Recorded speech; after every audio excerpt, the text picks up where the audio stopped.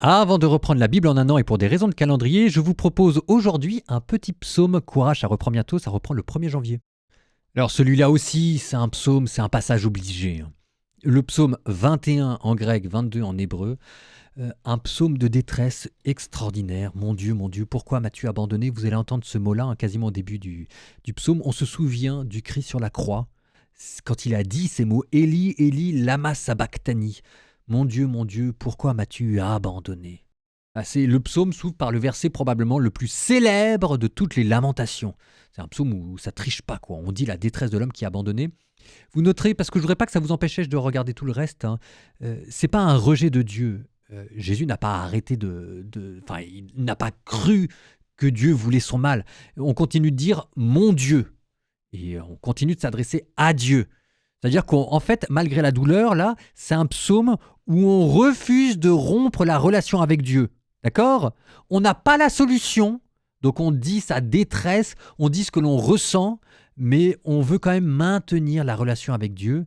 Et en fait, quand le Christ, en haut de la croix, a dit ce verset, lui qui connaissait les psaumes par cœur, parce que tous les juifs priaient les psaumes, je vous ai dit que les psaumes, c'était la grande prière. C'est pour ça que nous, moines religieux, on dit les psaumes, c'est parce que c'est une manière de rentrer dans la prière de Jésus. Jésus, en haut de la croix, quand il a dit ce premier verset, il avait en tête toute la suite de ce psaume. C'est la suite de ce psaume que nous allons aussi écouter. Psaume 21. Mon Dieu, pourquoi m'as-tu abandonné? Le salut est loin de moi, loin des mots que je rugis. Mon Dieu, j'appelle tout le jour et tu ne réponds pas. Même la nuit, je n'ai pas de repos. Toi pourtant, tu es saint, toi qui habites les hymnes d'Israël. C'est en toi que nos pères espéraient. Ils espéraient et tu les délivrais. Quand ils criaient vers toi, ils échappaient. En toi, ils espéraient et n'étaient pas déçus. Et moi, je suis un ver, pas un homme. Raillé par les gens, rejeté par le peuple, tous ceux qui me voient me bafouent. Ils ricanent et hochent la tête. Ils comptaient sur le Seigneur, qu'il le délivre, qu'il le sauve, puisqu'il est son ami. C'est toi qui m'as tiré du ventre de ma mère, qui m'as mis en sûreté entre ses bras.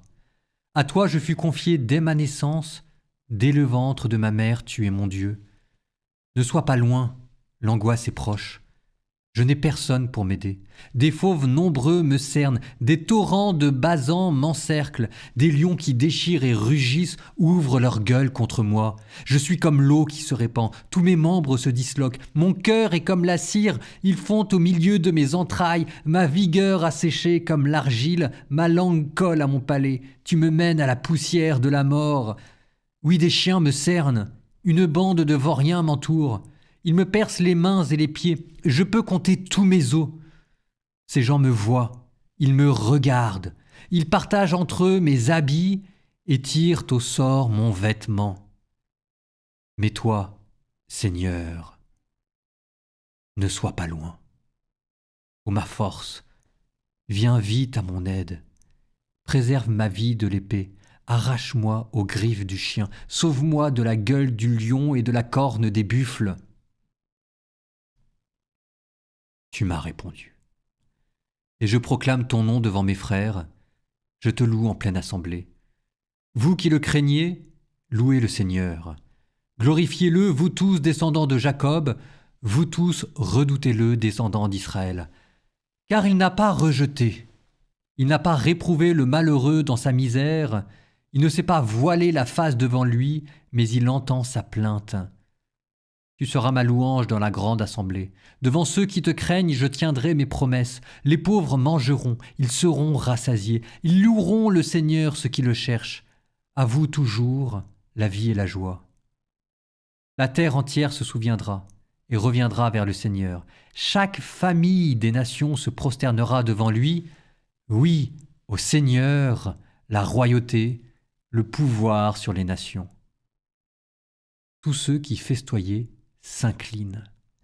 Promis à la mort, il plie en sa présence. Et moi je vis pour lui. Ma descendance le servira. On annoncera le Seigneur aux générations à venir. On proclamera sa justice au peuple qui va naître. Voilà son œuvre. On a fait le premier verset, maintenant il faut faire le reste. Alors ce qu'il y a de très beau, c'est qu'au début du psaume, on vous parle d'une tension entre vous, ce que vous vivez, et ce que vos pères ont vécu. Une tension avec ce que la Bible dit. On vous parle d'une histoire sainte, on vous parle de miracles, on vous parle de Dieu qui délivre. Nos pères ont espéré et toi, Dieu, tu les as délivrés. Donc vous savez que ça existe. Vous savez que vos pères, c'est ce qu'ils ont vécu. Et puis vous retournez vers vous et puis vous n'avez rien. L'expérience personnelle, c'est que vous n'êtes pas délivré. Alors vous faites quoi en face de cette tension? Après, on vous parle de l'humiliation. Moi, je suis un ver, pas un homme. On vous parle des moqueries, on vous parle des ricanements, on vous parle des gestes de mépris.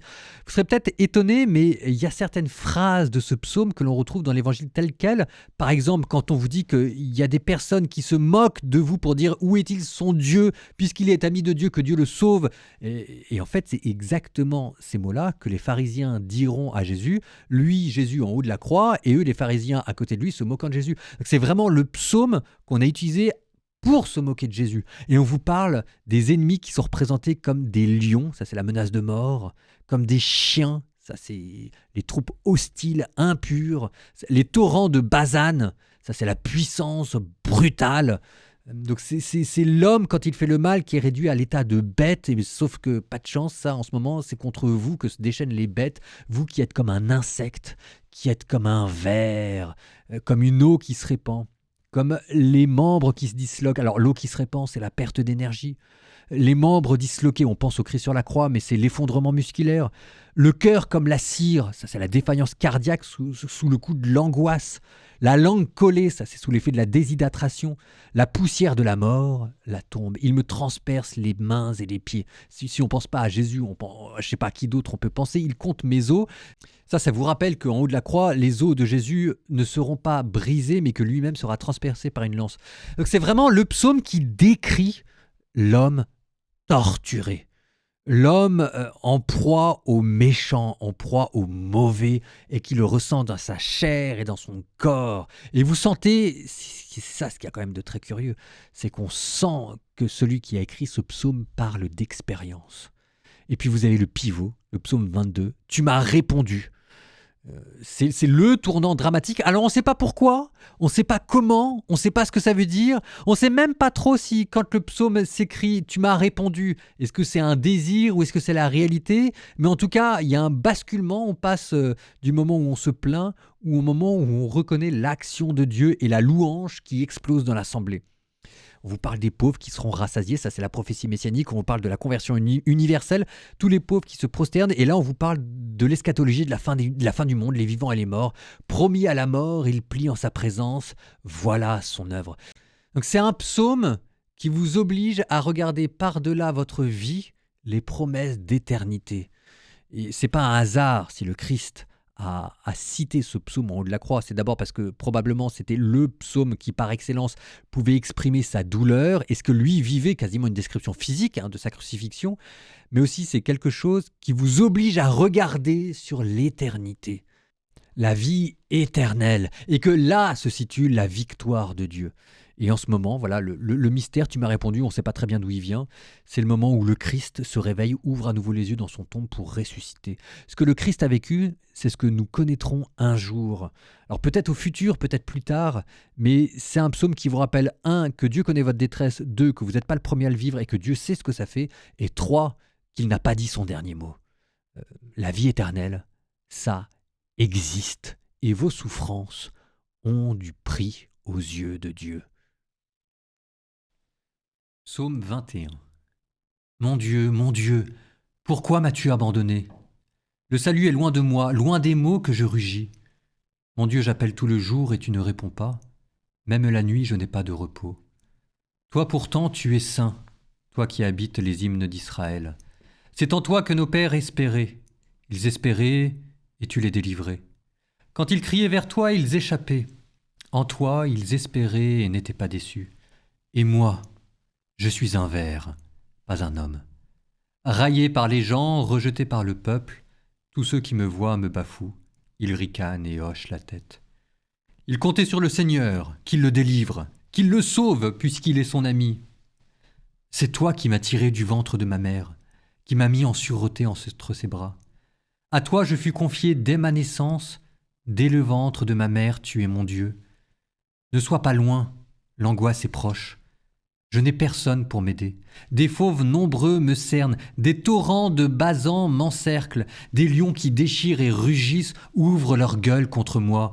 Je suis comme l'eau qui se répand, tous mes membres se disloquent, mon cœur est comme la cire, ils fondent au milieu de mes entrailles, ma vigueur a séché comme l'argile, ma langue colle à mon palais, tu me mènes à la poussière de la mort. Oui, des chiens me cernent, une bande de vauriens m'entoure.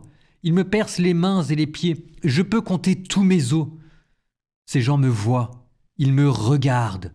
Ils partagent entre eux mes habits et tirent au sort mon vêtement. Mais toi, Seigneur, ne sois pas loin. Ô ma force, viens vite à mon aide. Préserve ma vie de l'épée. Arrache-moi aux griffes du chien. Sauve-moi de la gueule du lion et de la corne des buffles.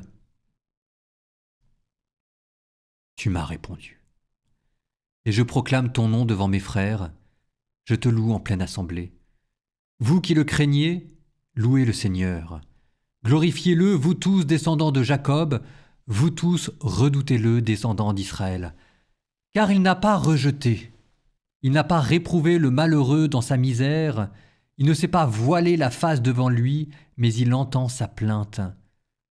Tu seras ma louange dans la grande assemblée. Devant ceux qui te craignent, je tiendrai mes promesses. Les pauvres mangeront, ils seront rassasiés. Ils loueront le Seigneur, ceux qui le cherchent. À vous toujours la vie et la joie. La terre entière se souviendra et reviendra vers le Seigneur. Chaque famille des nations se prosternera devant lui. Oui, au Seigneur, la royauté, le pouvoir sur les nations. Tous ceux qui festoyaient s'incline. Promis à la mort, il plie en sa présence. Et moi je vis pour lui. Ma descendance le servira.